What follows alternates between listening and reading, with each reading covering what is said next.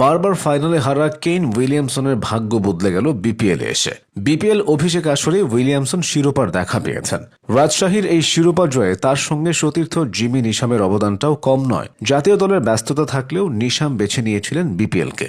বিপিএলে অন্যান্য দেশের থেকে নিউজিল্যান্ডের ক্রিকেটারদের উপস্থিতি তুলনামূলক কম। সে খরা কাটিয়েছেন এই দুই তারকা। অতীতে ব্র্যান্ডন ম্যাককালামও এক আসর খেলেই দলকে চ্যাম্পিয়ন করেছিলেন। এক নজরে বিপিএল খেলা নিউজিল্যান্ডের সকল ক্রিকেটারকে দেখে নিন।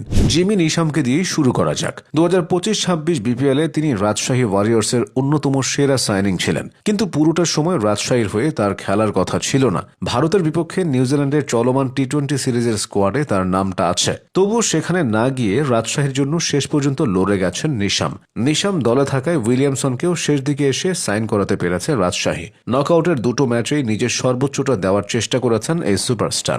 উইলিয়ামসনের প্রথম হলেও নিশামের জন্য বিপিএল অভিজ্ঞতা নতুন কিছু নয়। 2024 বিপিএল এর শেষ দিকে রংপুর রাইডার্স তাকে দলে ভিড়িয়েছিল। স্বল্প সুযোগে সেবারও নিশাম নিজেকে মেলে ধরেছিলেন। সে আসরের প্রথম কোয়ালিফায়ারে কুমিল্লার বিপক্ষে 49 বলে 97 রানের একটা দুর্দান্ত ইনিংস খেলেছিলেন তিনি। এরপর দ্বিতীয় কোয়ালিফায়ারেও তিনি জ্বলে উঠেছিলেন। তবে রংপুর নকআউটের বাধা পার হতে পারেনি সেবার। নিশামকেও ফিরতে হয়েছিল খালি হাতে। অবশেষে আক্ষেপটা দূর হয়েছে।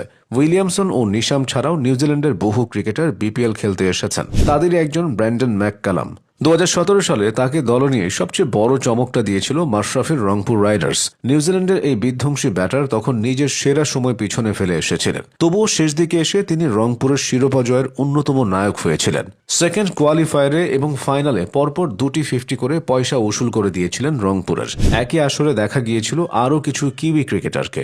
এর মধ্যে চিটাগং ভাইকিংসে খেলেছিলেন উইকেট কিপার ও ব্যাটার লুক রংকে। চিটাগংয়ের হয়ে সেবার ইনিংসের গোড়াপত্তন করার পাশাপাশি উইকেট কিপারের দায়িত্বটা পালন করেছিলেন রংকে। ব্যাট হাতে 11 ম্যাচে প্রায় 30 গড়ে করেছিলেন 321 রান। সে আসরে 2টা 50 করার রংকের ব্যাটিং স্ট্রাইক রেট ছিল 170। একই আসরে অর্থাৎ 2017 সালে কুমিল্লা ভিক্টোরিয়ান্সে চুক্তিবদ্ধ হয়েছিলেন কলিন মুনরো। তবে কোনো এক কারণে বাঁহাতি এই ব্যাটারের বিপিএল খেলা হয়নি সেবার। কিউই অলরাউন্ডার জেমস ফ্রাঙ্কলিন সেবার রাজশাহীর হয়ে বিপিএল খেলে গিয়েছিলেন। 2016 সালেও তিনি রাজশাহী কিংসে খেলেছিলেন। মূলত অলরাউন্ডার হলেও সে আসরে তাকে ব্যাট হাতে জ্বলে উঠতে দেখা গিয়েছিল। ঝোড়ো ব্যাটিংয়ে রাজশাহীকে তিনি ম্যাচও জিতিয়েছিলেন। 2016 বিপিএলে নিউজিল্যান্ডের গ্র্যান্ট এলিয়ট ছিলেন তামিমের চিটাগং ভাইকিংসে। সেই এলিয়ট যিনি 2015 ওয়ানডে বিশ্বকাপ সেমিফাইনালে ডেল স্টেনকে ছক্কা মেরে নিউজিল্যান্ডকে ফাইনালে তুলেছিলেন। তবে বিপিএলে কয়েকটি ম্যাচে সুযোগ পেয়েও তা কাজে লাগাতে পারেননি এলিয়ট, তাই বেশিরভাগ ম্যাচে তাকে বেঞ্চেই কাটাতে হয়েছিল।